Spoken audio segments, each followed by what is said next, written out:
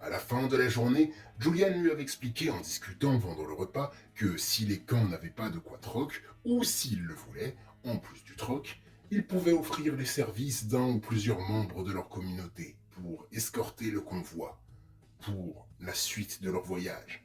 Et qu'ils pouvaient soit rentrer par leurs propres moyens après s'ils le voulaient, soit vivre avec eux durant les 6 prochains mois, travailler pour eux et servir d'escorte à nouveau jusqu'à leur camp d'origine. En fonction de la prestation offerte, ça permettait de s'offrir plus ou moins de ressources. Mais, en général, le nombre de places était limité, même si ça ne se battait pas non plus pour servir d'escorte. La plupart du temps, une dizaine de personnes se dévouaient ou étaient proposées durant le voyage, donc à peu près une personne tous les 2 camps environ. Et d'ailleurs, il semblerait qu'il y a 6 mois, quelqu'un s'était porté volontaire au haute tour.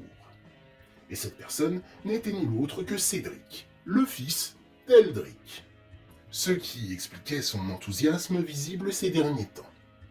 Il s'était proposé, à cause du manque de ressources à troquer du camp la dernière fois que les marchands étaient venus, à cause de l'impôt de Marcus.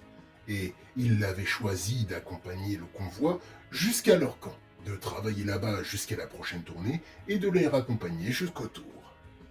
Light demanda à Julian comment était Cédric, et il lui répondit qu'il était sérieux mais chaleureux dans l'ensemble.